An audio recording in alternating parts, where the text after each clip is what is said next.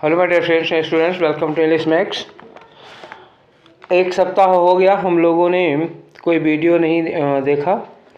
दरअसल पिछले मंगलवार को हमने आप लोगों को वर्ब फॉर्म का दूसरा वाला वीडियो दिया था।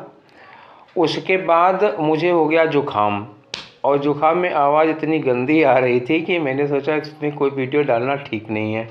ठीक है, और फिर दिवाली आ गई तो अब तबीयत ठीक हो चुकी है, आवाज़ काफ़ी हद तक ठीक हो गई है। अब आवाज़ में वो जुकाम वाला टोन नहीं आएगा। तो फिर शुरू करते हैं नए सिरे से। अब कंटिन्यू चलता रहेगा। वर्ब फॉर्म के जो आप लोगों को दो क्लासें आपको दी थी, उस पर अब हम लोग प्रैक्टिस करने चल रहे हैं। और प्रैक्टिस में शुरुआत करते हैं किससे? शुरुआत करते हैं फिलर्स से। फिलर के 25 क्वेश्चन हैं। मैंने कहा था तीनों मोड आपको दिए जाएंगे। फिलर का क्वेश्चन होगा, इसके बाद आपको एरर के क्वेश्चन मिलेंगे, और एरर के बाद चूँकि सबसे ज़्यादा इम्पोर्टेंट हो जाता है इम्प्रूवमेंट का, तो फिर आपको ये इम्प्रूवमेंट वाला थर्ड स्टेप पे मिलेगा। पहले में आपको फिलर मिल रहा है, दूसरे में आपको एरर मिलेगा, और तीसरे में इम्प्रूवमेंट मिलेगा। फिर हम लोग टेंस या सब्जेक्ट वर्ब एग्रीमेंट की ओर मूव कर जाएंगे। ठीक है, प्रीपोजिशन ख़त्म कर चुके हैं, वर्ब को निपटा लेंगे। ठीक है, बीच में तबीयत ना ख़राब हुई या आवाज़ नहीं ख़राब हुई तो ठीक है, क्योंकि इस तरह की दिक्कतें आ जाती हैं तो बीच में वीडियोस बंद हो जाते हैं। तो चलो स्टार्ट करते हैं। फिलर का हम लोग वर्ब फॉर्म की फिलर का ये पहला क्वेश्चन 25 क्वेश्चन है। बहुत ज़्यादा टाइम नहीं लगेगा, थोड़ा गैप के बाद है आप लोगों को से मुलाकात हो पा रही है, लेकिन अब यह है कि कोशिश करूँगा कंटिन्यू रहूँगा फिजिकली अगर ठीक रहा तो चलो स्टार्ट करते हैं। हम लोग शुरू करते हैं आपका पहला क्वेश्चन फिलर का। और याद होगा आप लोगों को मैंने बताया था कि डू डज और डिड के साथ हम लोग हमेशा वर्ब की फर्स्ट फॉर्म लगाते हैं। किसके बाद डू डज डिड होता है, या फिर कोई मॉडल वर्ब आ गई जैसे शुड वगैरह हो गया, ये मॉडल वर्ब आ गई। प्रेजेंट इंडेफिनिट टेंस में यूज़ किया जाता है, और आपको याद होगा कि टू के साथ वर्ब की फर्स्ट फॉर्म लगती है। ये तीन कंडीशंस हैं जब हम लोग हमेशा वर्ब की फर्स्ट फॉर्म लगाते हैं। टू के साथ कभी कभी आईएनजी फॉर्म लगती है, वो एक्सेप्शनल केसेस थी। मैंने आपको कुछ फ्रेजेस लिख के दिए थे, बताए थे कि कब टू के बाद आईएनजी फॉर्म लगती है। ठीक है, तो चलो शुरू करते हैं। ये पहला वाला क्वेश्चन इसी पर बेस्ड है। मैंने कहा पहले आपको एक बार रूल रिवाइज कर देते हैं। लिखा है no sooner did she dash me then she try to run away. तो ये डिड लगा हुआ है। अभी मैंने आपको कहा कि डिड के साथ हमें वर्ब की फर्स्ट फॉर्म लगानी है, तो यहाँ डिड के साथ वर्ब की फर्स्ट फॉर्म लगानी है, तो आपका आंसर कौन सा होगा? सी होगा। ठीक है, तो अब हम लोग करते हैं इसके बाद दूसरा क्वेश्चन। बीच बीच में आपको पटाखे वटाखे की आवाज़ आ जाएगी। बच्चे हैं मोहल्ले में, थोड़े वो अपना दिन में ही फोड़ना शुरू कर देते हैं। तो वो कल का बचा हुआ पटाखा है ना, जो लोग अपना उड़ा रहे होंगे बच्चे, वो जब तक ख़त्म नहीं हो जाएगा तब तक उनको चैन नहीं मिलेगा ना। तो शांति पूरी तरह से तभी बहाल होगी जब उनके सारे पटाखे ख़त्म हो जाएंगे। चलो क्वेश्चन नंबर 2 पे आते हैं। फिर आया not to dash of milk even water was not available there. तो टू के साथ वर्ब की कौन सी फॉर्म लगती है? मैंने आप लोगों को बताया भी था, एक बार फिर याद दिला दें कि वर्ब में एस ई एस इसके साथ लगता नहीं। वर्ब की फर्स्ट फॉर्म लगती है, सेकेंड फॉर्म नहीं लगती, वर्ब की थर्ड फॉर्म नहीं लगती, और वर्ब की आईएनजी फॉर्म कभी कभार लगती है। ये नहीं लगेगा, ये नहीं लगेगा, ये नहीं लगेगा। वर्ब की फर्स्ट फॉर्म हमेशा लगती है और वर्ब की आईएनजी फॉर्म लगती है। ठीक है, टू के साथ। तो ये कभी कभार लगती है, रेयर केसेस आता है। वर्ब की फर्स्ट फॉर्म नॉर्मली आता है। अब कब वर्ब की आईएनजी फॉर्म आएगी वो हम आपको ऑलरेडी बता चुके हैं। तो फिर चलिए शुरू करते हैं। यहाँ पर देखते हैं कि इस टू के बाद क्या लगेगा। नॉट टू के बाद हमें लगानी है वर्ब की फर्स्ट फॉर्म, क्योंकि सीधे नॉट के बाद है। जो फ्रेजेस हमने आप लोगों को बताए थे उसमें से कोई फ्रेज यहाँ दिया नहीं है। तो ये मेंशन में देखो एस लगा हुआ है, वर्ब में एस लगा है, ये तो होगा नहीं। ये ईडी लगा सेकेंड फॉर्म में, ये होगा नहीं। आईएनजी फॉर्म में ये होगा नहीं। तो कौन सा होगा? Not to mention. आपका आंसर क्या होगा? डी होगा। अब आ जाओ क्वेश्चन नंबर 3 पर। देखिए क्वेश्चन नंबर 3 क्या कह रहा है। He did not know what had happened. उसको पता नहीं क्या हुआ था वहाँ, क्योंकि ही हैड डैश। अब हैड लगा है, देखो हैड, याद करो मैंने बताया था कि हैज़, हैव, हैड और हैविंग, चाहे हैज़ हो, चाहे हैव हो, या फिर हैड हो, या फिर हैविंग हो, या फिर गेट लगा हो, या फिर बीइंग लगा हो, इतनी चीज़ें मैंने कही थी। इनके साथ हमेशा वर्ब की क्या लगती है? थर्ड फॉर्म लगती है। ठीक है, तो उसी में से एक मिल गया है हम लोगों को। क्या मिला है? हैड। इस हैड के साथ क्या आनी चाहिए थी? वर्ब की थर्ड फॉर्म। तो देखो ही हैड फॉलन अनकॉन्शियस, ये पहला वाला होगा फॉलन। वर्ब की थर्ड फॉर्म कौन सी होगी? फॉल, फेल, फॉलन, ये हो गया फॉलन। फेल जो है वो सेकेंड फॉर्म है, ये होगा नहीं। फॉल फर्स्ट फॉर्म है। और फॉल्ड नहीं होता, ठीक है। फेल्ड होता तो है एक्चुअली फेल में ईडी, लेकिन ये पेड़ काटने के लिए लगता है, ऐसे नहीं यूज किया जाता, इसलिए फेल्ड गलत हो जाएगा। इसका पहला ऑप्शन होगा फॉल अनकॉन्शियस में सेकेंड फॉर्म फेल अनकॉन्शियस और थर्ड फॉर्म होगी फॉलन अनकॉन्शियस। तो थर्ड वाले का ऑप्शन होगा ए। ठीक है, अब आ जाओ क्वेश्चन नंबर 4 पे। क्वेश्चन नंबर 4 में देखो हैड आया है, लेकिन यहाँ इस हैड के बाद क्या लगा है? टू लगा है। और क्वेश्चन नंबर 3 में भी हैड था। देखो दोनों में क्या फ़र्क था, मैं आपको एक बार दिखा देता हूँ। क्वेश्चन नंबर 3 एक बार फिर से देख लीजिए, ये है हैड, ठीक। इस हैड के बाद क्या लगा था? वर्ब की थर्ड फॉर्म लगी थी, ठीक, याद रखना। अभी नीचे फिर आपको दिखाते हैं क्वेश्चन 4 वाला दिखाते हैं। तो 4 में हैड किस तरह से दिया हुआ है? हैड के साथ टू लगा है। तो एक बार यहाँ मैं लिख देता हूँ, 3 में था हैड, इसके बाद भरना था, और 4 में है हैड टू, ठीक, हैड टू। तो जब केवल हैड के बाद लगाना था तो वर्ब की थर्ड फॉर्म लगनी थी, और जब हैड टू लगा होगा तो इसके साथ वर्ब की फर्स्ट फॉर्म लगेगी। क्लियर हुई बात? आपको वो क्लासेस याद आई? ठीक है, अच्छी बात है। तो यहाँ हैड, केवल हैड होता तो थर्ड फॉर्म लगती, लेकिन इसके बाद टू लगा है, इसलिए वर्ब की फर्स्ट फॉर्म लगेगी। अब यहाँ आ जाओ, हैड टू बारो होगा, बिल्कुल सही, यही बारो होगा। बारो सेकेंड फॉर्म थर्ड फॉर्म आ जाती है, आईएनजी फॉर्म यहाँ लगेगा नहीं। और हैड बीन बारो, हैड टू के बाद बीन, देखो फिर वही बात आई ना, टू लगा होगा तो टू के बाद क्या लग सकता था? बी लग सकता था, बीन नहीं लग सकता, कि बी फर्स्ट फॉर्म हो जाएगी, बीन तो कतई नहीं लगेगा, तो इसका भी कोई चांस नहीं बनेगा। क्लियर होगा? सेंटेंस पढ़ना चाहो तो पढ़ लो, वैसे टेक्निकल चीज़ है फॉर्म में। दे टोल्ड मी दैट, उन्होंने मुझे बताया कि they had to dash the loans from local money lenders at very high rate of interest. उन लोगों ने बताया कि उन्हें लोकल मनी लेंडर से बहुत ऊंचे ब्याज दर पर, हाई रेट ऑफ इंटरेस्ट पर ब्याज लेना पड़ता, लोन लेना पड़ता है, उनकी मजबूरी है। तो हैड टू लगा, उसके बाद वर्ब की फर्स्ट फॉर्म लगानी है। क्लियर हो गई बात? अब आते हैं क्वेश्चन नंबर 5 में। अब ये देखो क्वेश्चन नंबर 5 क्या कह रहा है, यहाँ पर भी आ गया दे के बाद अब की बार आपको हेल्पिंग वर्ब मेन वर्ब दोनों लगाना है। लिखा डिस्पाइट माई एफर्ट्स, अपनी सारी कोशिशों के बावजूद, they dash to our request, ठीक, they dash to our request. तो अब वहाँ से कोई लिंक नहीं मिलने वाला है, आपको लिंक ऑप्शन में ही मिलेगा। तो ऑप्शन में मिलेगा, देखो यहाँ डिड नॉट के साथ एक्सीडेड लिखा हुआ है, तो डिड अभी बोला था ना मैंने कि डिड के साथ फर्स्ट फॉर्म लगती है, तो डिड के साथ एक्सीडेड नहीं लगेगा, पहला वाला तो ऑप्शन गलत हो गया। वर नॉट एक्सीड, देखो वाज वर जो भी लगा होता है, वाज हो चाहे वर हो, इसके साथ मैंने आप लोगों को बताया था कि इसके साथ वर्ब की फर्स्ट फॉर्म लगती नहीं, सेकेंड फॉर्म लगती नहीं, और थर्ड फॉर्म लगती है, और वर्ब की आईएनजी फॉर्म लगती है। तो ये दोनों तो लगेंगे नहीं, दोनों बात तो ख़त्म हो गई। थर्ड फॉर्म कब लगती है? जब सेंटेंस पैसिव वॉइस में होगा तो वर्ब के साथ थर्ड फॉर्म लग सकती है।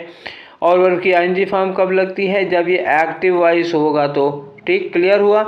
एक्टिव वॉइस में वाज वर्ब के साथ आईएनजी फॉर्म, और पैसिव वॉइस में वाज वर्ब के साथ थर्ड फॉर्म। और यहाँ लिखा है they dash to our agencies. अब रिक्वेस्ट, तो दे के साथ ये सब्जेक्ट मिल गया ना, अगर सब्जेक्ट मिल गया तो हमें यहाँ क्या लगानी है? एक्टिव वॉइस की वर्ब लगानी है।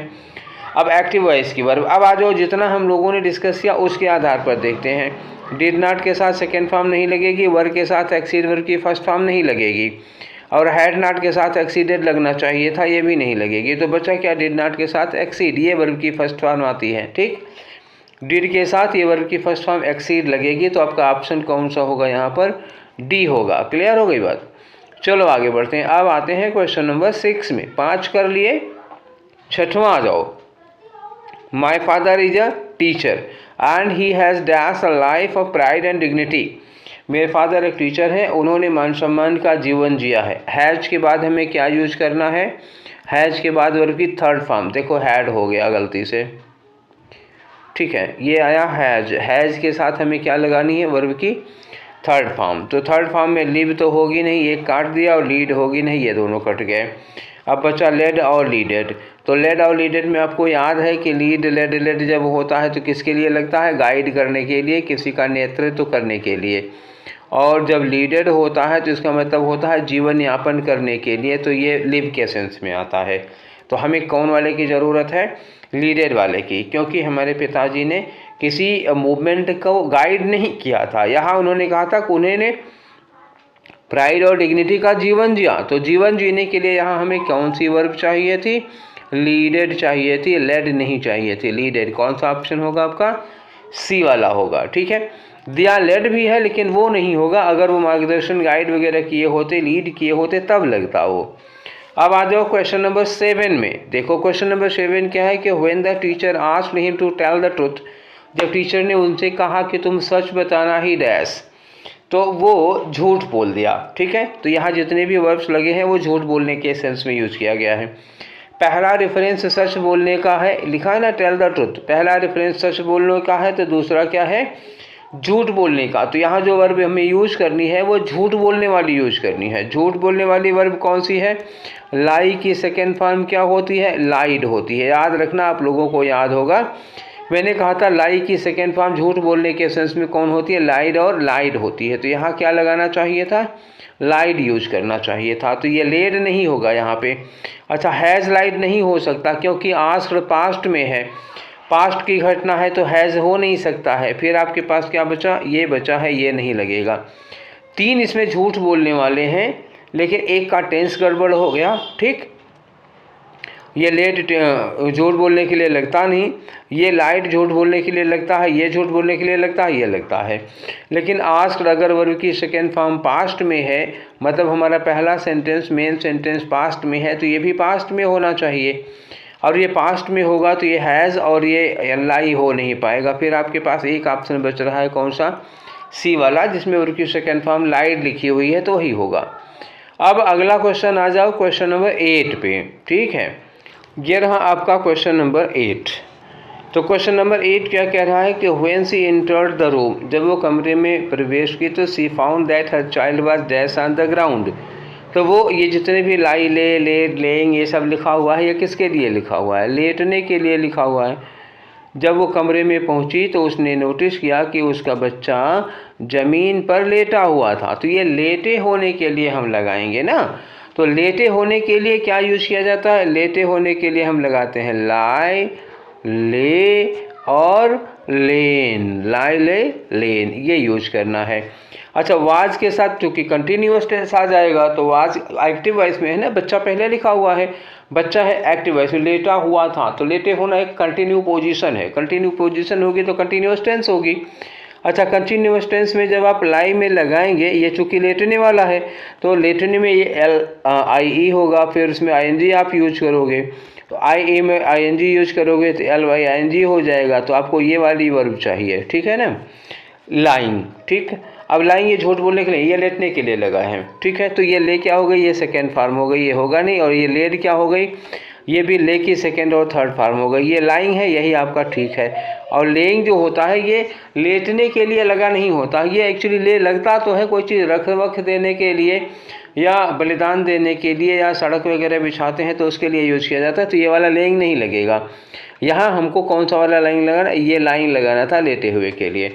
ठीक है, आप लोगों ने, मुझे यकीन है कि आप लोगों ने जो पहले दिन का मेरा वीडियो था वर्ब फॉर्म का पहला वाला वीडियो, तो उसी में हमने लाई, ले, लाई, 2 तरह के लाई और एक ले मैंने बताया था कि ये वर्ब होती हैं। पहले लाई में एक झूठ बोलना होता है, एक लाई लेटे रहने के लिए होता है, और एक ले होता है जिसका ले, लेड और ले, लेड होता है। ठीक है, तो आपको, मुझे यकीन है आपने वो वीडियो देखा होगा तो आपको इसमें कोई कन्फ्यूज़न नहीं हो रहा होगा। ठीक है, कि क्यों हमने लेइंग हटा करके लाइंग कर दिया। ठीक है, अगला क्वेश्चन आ जाओ क्वेश्चन नंबर 9 में। ठीक, the investigating team noticed that the watchman had dashed the lantern from a peg। तो इन्वेस्टिगेटिंग टीम, वहाँ कोई हादसा हुआ होगा, कोई दुर्घटना हुई होगी, इन्वेस्टिगेटिंग टीम गई थी, उन लोगों ने वहाँ पे सर्वे वगैरह किया, अपनी जांच वगैरह की, तो उन्होंने पाया कि वॉचमैन ने एक लालटेन पेग से टांग रखी थी। ये पेग होती है, खोटी होती है, इसी से लालटेन उसने टांग रखी थी। तो टांगने के लिए आप क्या करोगे? हैंग यूज करते हो। तो हैंग जो होता है टांगने वाला, उसमें 2 तरह का हैंग होता है। एक होता है हैंग, हंग, ये हैंग, हंग और हंग होता है, और एक हैंग में हैंग्ड होता है। ये वाला हैंग्ड हो गया, ठीक है। जब हैंग में हम ईडी लगाते थे तो फांसी देने के लिए लगता है, HUNG हैंग लगाते हैं तो ये कोई चीज़ टांगने वांगने के लिए लगता है। तो आपको ये बात एक बार फिर से याद हो गई होगी। तो यहाँ लालटेन की बात है ना, वॉचमैन ने क्या टांगी थी, लालटेन टांगी थी, लैंटर्न टांगी थी। तो ये हैंग्ड तो फांसी देने के लिए लगेगा, ये तो गलत हो गया, ये लग नहीं पाएगा। फिर ये हंग है तो हंग ही लगेगा। अच्छा, यहाँ हैड लिखा ही है तो हैड भी तो लग नहीं पाएगा, यहाँ गलत हो गया, दो हैड हो जाएगा। और यहाँ पे हैड बीन हंग्ड होगा, ये भी नहीं लगेगा। क्लियर हो गई। तो लालटेन जो है वो हैड बीन हंग्ड में, अब क्योंकि टांगा वॉचमैन ने है, सब्जेक्ट पहले दिया है, तो ये पैसिव में बनना ही नहीं था ना। तो बी और बीन की यहाँ कोई गुंजाइश ही नहीं है, वो हट ही गया। तो फिर आपके पास एक ऑप्शन बच रहा है, टांगने वाला हंग बचा। क्लियर। अब आगे आ जाओ क्वेश्चन नंबर 10 पे। अब देखो क्वेश्चन नंबर 10 में क्या कह रहा है कि आई कांट टॉलरेट एनीबडी, मैं बर्दाश्त नहीं कर सकता कोई भी आदमी, being dash at for any reason, कि कोई किसी भी कारण से किसी का, अब ये देखो लाफ का ऑप्शन दिया हुआ है, लाफ के बाद ऐट लगा हुआ है। तो लाफ के बाद जब हम ऐट लगा देते हैं जिसका मतलब होता है किसी का मजाक उड़ाना, खिल्ली उड़ाना। और पहले बीइंग लगा दोगे तो इसका मतलब पैसिव हो जाएगी ना, तो खिल्ली उड़ाया जाना, किसी का मजाक उड़ाया जाना। तो इसका मतलब हुआ कि इसमें कहना चाहते हैं कि मैं किसी भी कारण से किसी भी आदमी का मजाक उड़ाया जाना बर्दाश्त नहीं कर सकता। तो बीइंग के बाद जब भी वर्ब आती है हमेशा किस फॉर्म में आती है, थर्ड फॉर्म। ये फिक्स है, इसमें और कोई फॉर्म नहीं लग सकती। बीइंग के बाद हमेशा वर्ब की थर्ड फॉर्म लगानी है, ये फिक्स है। तो आप वर्ब की थर्ड फॉर्म ढूंढो, ये लगी है लव्ड एट, ठीक है। बीइंग के बाद क्या लगेगा, लव्ड और एट यहाँ पे लगा हुआ है। आपका आंसर क्या होगा, सी होगा। बीइंग के साथ फिक्स है बच्चा। नाउन और एडजेक्टिव हुआ तो कोई बात नहीं, वर्ब होगी तो थर्ड फॉर्म में होगी और कोई फॉर्म पॉसिबल नहीं है। अब आ जाओ क्वेश्चन नंबर 11 में। The manager of the firm had better dash the compensation for the loss he had caused to the poor farmer. तो मैनेजर के लिए बेहतर यही होगा कि वो जो गरीब आदमी को जो उसने नुकसान किया है वो उसकी कंपेंसेशन दे दे, उसकी भरपाई कर दे। तो हैड बेटर के साथ हम वर्ब की कौन सी फॉर्म यूज करते हैं, देखो हैड के साथ तो हम वर्ब की थर्ड फॉर्म यूज करते हैं, लेकिन जब हैड बेटर लगा होता है तो ये हैड बेटर एक मॉडल वर्ब का काम करती है और हैड बेटर के साथ हम लोग फर्स्ट फॉर्म लगाते हैं। Keep in mind, if had is followed by better it is used as modal verb and it can replace should. Should के सेंस में ये आता है हैड बेटर और ये एक मॉडल वर्ब है, इसके साथ हम वर्ब की फर्स्ट फॉर्म आप लगाते हैं। बिल्कुल मत सोचना कि इसमें हैड लगा हुआ है तो पास्ट परफेक्ट की ऑक्सिलरी हो गई, हम इसके बाद थर्ड फॉर्म लगाएं। ये पास्ट परफेक्ट की ऑक्सिलरी है, ये हैड है, तब इसके बाद हम वर्ब की थर्ड फॉर्म लगाएंगे। लेकिन अगर हैड के साथ बेटर दिया हुआ है तो हम हमेशा क्या लगाएंगे, वर्ब की फर्स्ट फॉर्म लगाएंगे। क्लियर हो गई बात। यहाँ हैड बेटर के साथ फर्स्ट फॉर्म लगाएंगे। अब यहाँ देख लेते हैं कि कौन सी फर्स्ट फॉर्म है। पेड सेकेंड फॉर्म है, नहीं होगा। पेइंग आईएनजी फॉर्म है, नहीं होगा। टू पे, टू क्यों लगाएंगे, हैड बेटर मॉडल वर्ब लगी है तो हमें टू लगाने की कोई ज़रूरत है, वो लगेगा नहीं, तो फिर ऑप्शन डी होगा। ठीक से क्लियर। आगे आ जाओ क्वेश्चन नंबर 12। अब हमारा अगला क्वेश्चन है। क्वेश्चन नंबर 12 में देखो हैविंग के साथ दिया हुआ having dash the police they took the injured passenger to hospital. ठीक है, पुलिस को सूचना देने के बाद वो घायल यात्री को हॉस्पिटल लेकर गए। तो हैविंग डैश, हैविंग के साथ हमेशा वर्ब की थर्ड फॉर्म लगेगी। या तो वो नाउन हो तो कोई बात नहीं, नहीं तो हैविंग के साथ हमेशा थर्ड फॉर्म लगती है। जैसे बीइंग के साथ लगता है हमेशा थर्ड फॉर्म, ये मैंने बोला था, जैसे बीइंग के साथ हमेशा थर्ड फॉर्म लगता है, उसी तरह हैविंग के बाद भी हमेशा थर्ड फॉर्म लगता है। This is a fixed rule, अब उसमें कुछ सोचने विचारने की ज़रूरत नहीं है। तो हैविंग के साथ हमें थर्ड फॉर्म ही लगानी है। तो इनफॉर्म फर्स्ट फॉर्म हो गया, इनफॉर्म थर्ड फॉर्म हो गई। ये टू इनफॉर्म है, गलत हो जाएगा। बीन इन्फॉर्म्ड नहीं होगा, हैविंग बीन इन्फॉर्म्ड नहीं होगा, क्योंकि ये दे जो है ना ये एक्टिव सब्जेक्ट है। दे को यहाँ अगर लगा लेते हो तो they having been informed the police नहीं होगा, बल्कि they had informed the police होगा। तो एक्टिव स्ट्रक्चर चाहिए था और एक्टिव स्ट्रक्चर में हमें क्या लगाना होगा, केवल ये बी वाला लगा सकते हो। बी वाला पैसिव स्ट्रक्चर में आएगा। आपका सोचना, अगर आपने ये सोचा होगा तो ठीक तो है ये कि ये बीन लगा, क्योंकि हैविंग के साथ थर्ड फॉर्म आ गई बीन, उसके बाद इन्फॉर्म्ड लगा हुआ है। लेकिन ये तब लगता है जब सेंटेंस पैसिव स्ट्रक्चर की डिमांड कर रहा हो, और ये तब लगता है जब सेंटेंस एक्टिव स्ट्रक्चर की डिमांड कर रहा है। पुलिस को सूचना दी गई है ऑब्जेक्ट है, और ये दे सब्जेक्ट है जो कि यहाँ भी माना जाएगा क्योंकि ये पार्टिसिपल फॉर्म में लगा हुआ है। तो they had inform the police active voice में है, एक्टिव वॉइस में है, तो इसके बाद हम हैविंग के साथ सीधे थर्ड फॉर्म लगा दें, बीन लगाने की कोई ज़रूरत नहीं है। अब आ जाओ क्वेश्चन नंबर 13 पे। ठीक है, अब ये 13 क्या कह रहा है? क्वेश्चन नंबर 13 है कि able persons must dash their due taxes for the development of a country. ठीक, able persons must dash their due taxes for the development of our country. तो मस्ट क्या लगा है? एक मॉडल वर्ब दी है। Must क्या है? एक मॉडल वर्ब है।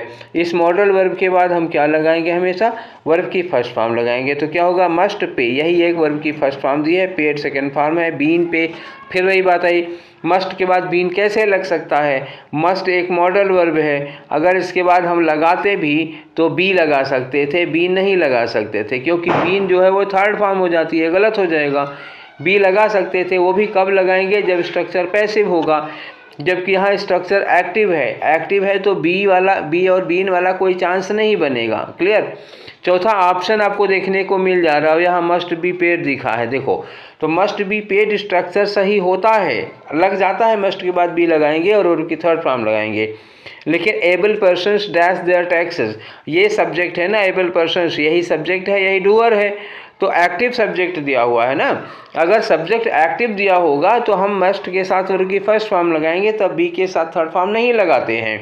तब कौन सा लगाएंगे? मस्ट पे लगाएंगे। ये गलत हो जाएगा। ये किस में आता? ये पैसिव वॉइस में आता, और सेंटेंस का हमारा जो सेंटेंस है उसका स्ट्रक्चर एक्टिव वॉइस का है, तो इसलिए मस्ट के साथ फर्स्ट फॉर्म लगाएंगे, बी पेड नहीं लगाएंगे।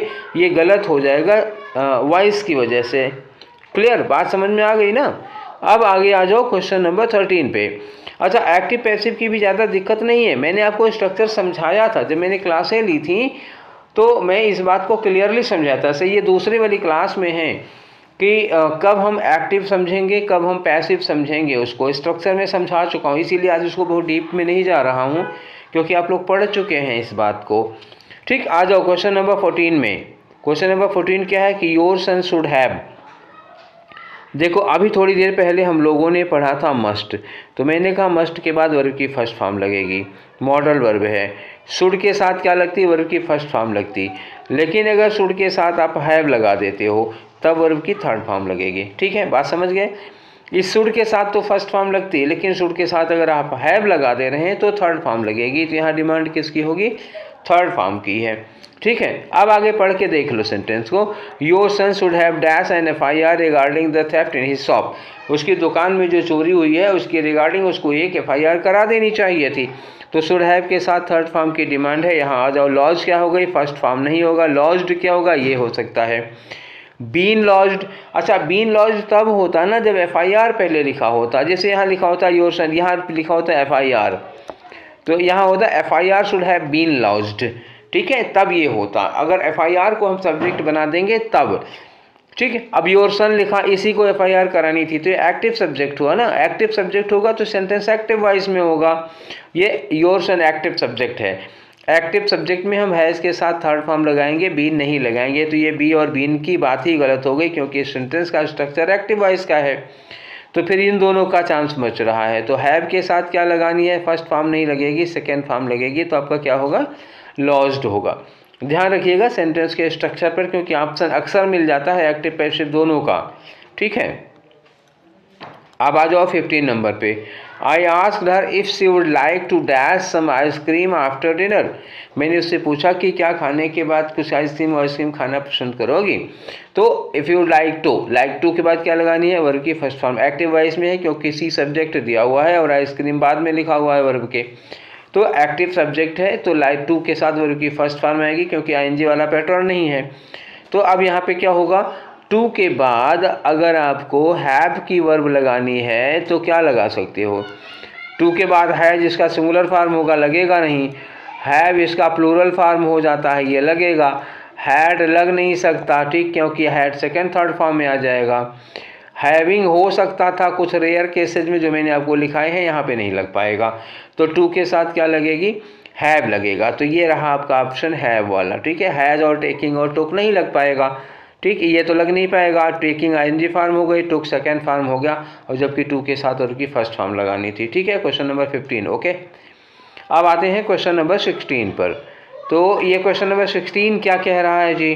देखो, क्वेश्चन नंबर 16 है कि it is advise to the students, और ख़ास तौर से कौन preparing for the competitive exams, that they must pay more attention to dash their weak aspects.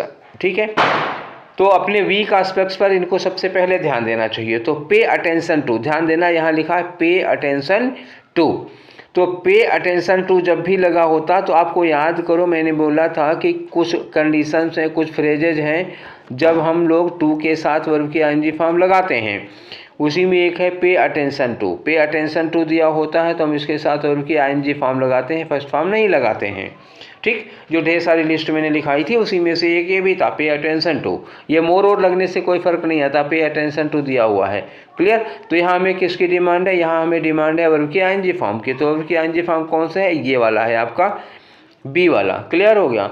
ठीक, तो अब देख लो चाहे तो यहाँ पे अटेंशन टू के बाद एक वर्ब की फर्स्ट फॉर्म दिया है इम्प्रूव, जबकि पे अटेंशन टू के बाद वर्ब की फर्स्ट फॉर्म नहीं आईएनजी फॉर्म लगानी है, ये गलत हो गया। तो ये सही होगा, ये दोनों को तो कोई चांस नहीं है। क्लियर? आगे आ जाओ क्वेश्चन नंबर 17 में। 17 में क्या कह रहा है? Due to over exposure to screen lights. ठीक, अगर आप लैपटॉप बहुत ज़्यादा चलाते हैं या फ़ोन बहुत ज़्यादा चलाते हैं या टैबलेट वगैरह बहुत ज़्यादा चलाते हैं, तो अगर आप स्क्रीन लाइट को बहुत ज़्यादा एक्सपोज होते हैं तो our eyes soon get dash. तो गेट के बाद याद है, गेट की कोई भी फॉर्म हो तो हम इसके बाद क्या लगाते हैं? वर्ब की थर्ड फॉर्म लगाते हैं। क्लियर? तो गेट के बाद हम वर्ब की थर्ड फॉर्म लगाएंगे, ये डैमेज्ड होगा। इसमें और कुछ सोचने की ज़रूरत नहीं है। गेट लगा, गेट के बाद वर्ब की थर्ड फॉर्म ही आएगी अगर वर्ब आ रही है तो। अगर गेट के बाद कोई नाउन वगैरह आ रहा है तब नहीं भाई। देखो, ज़बरदस्ती नाउन में मत आईएनजी लगा देना। एप्पल लिखा हो तो एप्पल्ड कर दिए, ठीक है ना। मैंगो लिखा तो मैंगोड कर दिए, ऐसे नहीं किया जाता। ठीक है, तो if you are using verb after get it you will use third form of verb. ठीक है, तो गेट के बाद डैमेज्ड हो जाएगा हमेशा। अब मैंने बताया था आपको कि कब कब थर्ड फॉर्म लगती है। अब आ जाओ 18 नंबर पे। क्या है 18 number? Your dash my room without knocking at door very irritates me. Very often use किया जाएगा, यहाँ पर एक गलती हो गई है, वेरी ऑफन। ठीक है, वरना ऐसे वेरी इरिटेट्स नहीं हो जाएगा। Your dash my room without knocking at the door, यहाँ लिखा कामा, वेरी ऑफन में तब जब देखें तब, या तो वेरी काट दो, नहीं तो वेरी ऑफन लिख दिया जाए तो ठीक है। इरिटेट्स मी मतलब तुम्हारा मेरे दरवाजे को खटखटाए बिना मेरे कमरे में आना वो अक्सर मुझे इरिटेट कर देता है। तो ये अक्सर के लिए आया है, वेरी ऑफन इरिटेट्स मी। ठीक है, वेरी ऑफन लिखना चाहिए था। क्लियर हो गया? आपके पीडीएफ फॉर्म में मैं करेक्ट कर दूंगा इसको, इरिटेट्स मी। अब ये बताओ कि योर के साथ पजेसिव आ गया ना, योर लिखा हुआ है, तो पजेसिव के साथ अगर वर्ब लगानी हो तो क्या बताया था मैंने आपको? एक बार दिमाग पर जोर डालिए, याद करिए। मैंने कहा था पजेसिव के बाद वर्ब की कौन सी फॉर्म आती है? आईएनजी फॉर्म आएगी। तो क्या होगा? Your entering my room. ठीक, क्या होगा? योर एंटर्ड माई रूम नहीं, योर एंटर माई रूम नहीं, योर एंटरिंग माई रूम होगा। ठीक है, your entering my room without knocking at the door very often irritates me. Clear हो गई बात? अब आगे आ जाओ क्वेश्चन नंबर 19 पे। ठीक है, 18 के बाद ये तो 20 आ गया। एक क्वेश्चन नंबरिंग गड़बड़ हो गई है। ठीक है बच्चा लोगों, क्वेश्चन की नंबरिंग गड़बड़ हो गई है, कोई बात नहीं। नंबरिंग 19 छूट गया, या नंबर डालने में 18 के बाद 20 हो गया होगा, कभी ऐसी गलती हो जाती है। ठीक है, चलो आगे बढ़ते हैं। 20 नंबर में, even after being warned by the honourable court, honourable court ने वार्निंग दी थी, इसके बावजूद they went on dash the poor farmer, वो गरीब आदमी को डैश करते रहे। तो ये ऑन लिखा हुआ है। अब याद करो, मैंने कहा था कि किसी भी प्रीपोजिशन के बाद वर्ब की कौन सी फॉर्म लगती है? वर्ब की आईएनजी फॉर्म लगती है। एक छोड़ के मैंने कहा था टू के बाद वर्ब की फर्स्ट फॉर्म लगती है, कभी कभी आईएनजी फॉर्म लगती है। तो इस टू को अगर छोड़ दिया जाए तो दुनिया के जितने भी प्रीपोजिशन हैं उनके बाद वर्ब की आईएनजी फॉर्म लगती है। ठीक, all the preposition of English except to are followed by gerund, उनके बाद वर्ब की आईएनजी फॉर्म लगती है। क्लियर हो गया। तो यहाँ वेंट ऑन लिखा है ना, वेंट के बाद ऑन दिया, ऑन के बाद आप क्या लगाएंगे, आप हरासिंग लगाएंगे, ये आईएनजी फॉर्म लगेगी और कोई इसमें से लगने का कोई चांस नहीं। देखो ये फिक्स वाले रूल होते हैं ना कि कोई भी प्रीपोजिशन टू को छोड़ के कोई भी प्रीपोजिशन आ गया वर्ब की आईएनजी फॉर्म लगाओ, तो इसमें आपको ऑप्शन ढूंढने की ज़रूरत नहीं, खाली ये देखना है कि किस वाले में आईएनजी लगा हुआ है, आप वो लगाइए। ठीक, आप आ जाओ 21 पे। 21 में लिखा they will be dash to their village by the time tomorrow, तो यहाँ विल बी लगा हुआ है, विल के साथ क्या लगा, बी। बी के बाद हम लोग क्या यूज करते हैं, आपको याद है, बी के बाद हम या तो वर्ब की आईएनजी फॉर्म यूज करते हैं या तो वर्ब की थर्ड फॉर्म यूज करते हैं। आईएनजी फॉर्म कब यूज करते हैं, एक्टिव वॉइस में यूज करते हैं। थर्ड फॉर्म कब यूज करते हैं, पैसिव वॉइस में यूज करते हैं। बात समझ में आ गई। तो दे will be dash their village, अब ये बताओ कि वो अपने गांव जा रहे होंगे, कल इस समय वो अपने गांव जा रहे होंगे, तो ये एक्टिव वॉइस होगी, पैसिव वॉइस होगी। सब्जेक्ट यही है, वो जा रहे होंगे तो एक्टिव वॉइस में होगा। तो दे विल बी गोइंग या दे विल बी ट्रेवलिंग, तब तो हमें आईएनजी फॉर्म चाहिए ना, क्योंकि दे जाने वाला है। इस सेंटेंस में जो दे है वो कौन है, ये जाने वाला है, एक्टिव सब्जेक्ट है। एक्टिव सब्जेक्ट है तो हमें बी के बाद और की आईएनजी फॉर्म चाहिए थी, तो ट्रेवलिंग होगा। ठीक है, ये ट्रेवल्ड कब लगता है, जब पैसिव वॉइस में होता तो, और बी के बाद फर्स्ट फॉर्म होगा ही नहीं, बी के बाद हैव लगाना ही नहीं है। ठीक है, तो दे विल बी ट्रेवलिंग होगा। अब नेक्स्ट क्वेश्चन आ जाओ, क्वेश्चन नंबर 22 पे। देखो 22 क्या कह रहा है कि the project will be dash with in 6 months. अभी थोड़ी देर पहले मैंने बोला था कि बी के बाद आप दो चीज़ें लगा सकते हैं, या तो वर्ब की आईएनजी फॉर्म लगा सकते हैं या वर्ब की थर्ड फॉर्म लगा सकते हैं। In case of active voice ING form and case of passive voice third form. अब यहाँ देखो the project will be dash with in 6 month, तो प्रोजेक्ट इस काम को करेगा कि नहीं करेगा, बोलो। तो प्रोजेक्ट कंप्लीट खुद थोड़े होता है, उसको तो कोई प्रोजेक्ट कोई उसको कंप्लीट करता है। तो जो प्रोजेक्ट है वो एक्टिव सब्जेक्ट नहीं है, ये कैसा सब्जेक्ट है, इसका पैसिव सब्जेक्ट है, क्योंकि जो भी एक्शन है उसको सब्जेक्ट कर नहीं रहा है, कंप्लीट किया जाना है। तो कंप्लीट करने का काम लोग करेंगे, ना कि प्रोजेक्ट करेगा। प्रोजेक्ट तो पूरा किया जाएगा, that means project is passive subject of complete. तो पैसिव सब्जेक्ट होने का मतलब हम बी के साथ क्या लगाएं, वर्ब की थर्ड फॉर्म लगाएं। इसका मतलब यही हुआ कि बी के साथ वर्ब की थर्ड फॉर्म लगाएं। तो थर्ड फॉर्म कौन सी है, completed. The project will be completed with in 6 months. ठीक है, अगर लोग पहले लिखा होता तो दे विल बी कंप्लीटिंग तब हो जाता, आईएनजी फॉर्म लग जाती तब। ठीक है, अगर प्रोजेक्ट पहले लिख दिया तो थर्ड फॉर्म आएगी, the project will be completed. B के साथ दो ही पॉसिबिलिटीज हैं, या तो आईएनजी फॉर्म लगाओ या तो थर्ड फॉर्म लगाओ, और कंडीशंस अलग अलग हैं। ठीक है, ये सब बी के साथ ही होता है। अगला आ जाओ question number 23। The IMD, IMD मतलब क्या हुआ, इंडियन मेटेरियोलॉजिकल डिपार्टमेंट, भारतीय मौसम विज्ञान विभाग। तो आईएमडी जो मौसम विभाग है, has dash of fear cyclone on the western coast of India. तो हैज़ के बाद क्या लगाना है, अब कई बार आ चुका है, तो हैज़ के बाद हम क्या लगाते हैं, वर्ब की थर्ड फॉर्म लगाते हैं। अब देखो वर्ब की थर्ड फॉर्म यहाँ क्या है, तो वर्ब कौन सी है, फोरकास्ट। और फोरकास्ट जिसमें भी कास्ट लगा होता है उसमें हम ईडी नहीं लगाते हैं। क्लियर हो गई बात। ये आपको वर्ब फॉर्म के पहले वाले लेक्चर में मिल जाएगा कि वो कौन कौन सी वर्ब है जिसमें हम सेकंड थर्ड फॉर्म में ईडी नहीं लगाते या चेंज नहीं करते हैं। फर्स्ट सेकंड थर्ड फॉर्म तीन के तीनों एक ही जैसे होते हैं, तो उसमें फोरकास्ट भी आएगा। तो फोरकास्ट में आईएनजी और ईडी लगता नहीं है, ये आईडी नहीं लगता है, तो क्या होगा, फोरकास्ट फोरकास्ट फोरकास्ट, यही हर तीनों फॉर्म है। तो ये वर्ब की थर्ड फॉर्म ही है।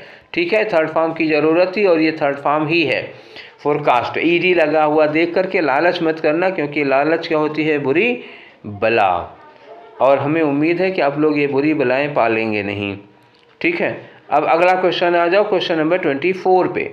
24 क्या कह रहा है कि humiliation is very difficult to be dash by a person who has enough self respect. कोई भी आदमी जिसके अंदर सेल्फ रिस्पेक्ट होती है उसके लिए ह्यूमिलिएशन बर्दाश्त करना बहुत मुश्किल। ह्यूमिलिएशन मतलब क्या हुआ, अपमान बर्दाश्त करना बहुत कठिन होता है। फिर आया टू बी। ठीक, टू बी, टू के बाद बी लगा है, याद रखना। अब टू देख के नहीं लगाना है, हमें बी लगाना है। तो बी लगाने के बाद क्या आता है, बी के साथ और क्या आईएनजी फॉर्म लगेगी या थर्ड फॉर्म लगेगी। अच्छा, इसमें जेएमआर आया नहीं है तो टू के साथ आया ना, तो टू बी के बाद तो एक ही ऑप्शन बच रहा है, ये आईएनजी भी नहीं लगता। टू बी के बाद तो थर्ड फॉर्म ही लगेगी।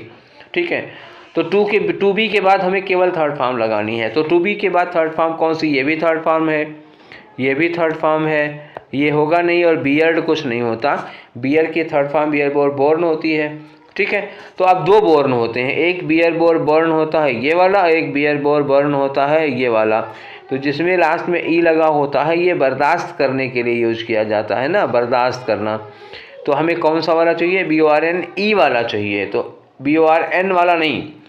तो जो BORN वाला ये है जन्म देने के लिए, तो ये यहाँ पे ज़रूरत नहीं है, यहाँ पे इंसल्ट बर्दाश्त करने की बात हो रही है। तो बर्दाश्त करने के लिए ये वाला लगेगा, कौन सा, बी वाला। तो आपका 24 में ऑप्शन हुआ बी। अब आ जाओ क्वेश्चन नंबर 25 में, ठीक है। क्या कह रहा है 25? The woodcutter said that he did not dash any green tree. तो अभी थोड़ी देर पहले पहला ही क्वेश्चन शायद इसी तरह का था कि हम लोग डिड के साथ वर्ब की फर्स्ट फॉर्म लगाते हैं। अच्छा, बात हो रही किसकी, ट्री की। तो पेड़ काटने के लिए जो फेल होता है वो फर्स्ट फॉर्म में आता है। फेल फर्स्ट फॉर्म होगी, फेल्ड सेकेंड फॉर्म होगी, और यही फेल्ड इसकी थर्ड फॉर्म होगी, ठीक है। तो पेड़ काटने के लिए फेल हमारी क्या है, वर्ब की फर्स्ट फॉर्म है। तो हमें यहाँ पे क्या लगाना होगा, फेल यूज करना पड़ेगा, ठीक है। अब आ जाओ ऑप्शन देखते हैं। तो फॉल फर्स्ट फॉर्म होते हैं किसके, गिरने के लिए ही। The woodcutter did not fall in a green tree नहीं होगा, फॉल मतलब गिरना हो गया, और ये फेल क्या है, ये वर्ब की फर्स्ट फॉर्म हो गई, ठीक। इसको आप वर्ब की सेकेंड फॉर्म मत समझिए, क्योंकि जब फॉल फेल फॉलन होता है तब फेल जो है वर्ब की सेकेंड फॉर्म है, लेकिन वो गिरने के लिए है, ना कि पेड़ काटने के लिए। और वर्ब की first form fail first form होती है जब पेड़ काटने की बात होती है, तो हमें ये वाला लगाना है। तो हमारा ऑप्शन क्या होगा, बी वाला होगा, did not fail any green tree, ठीक है ना।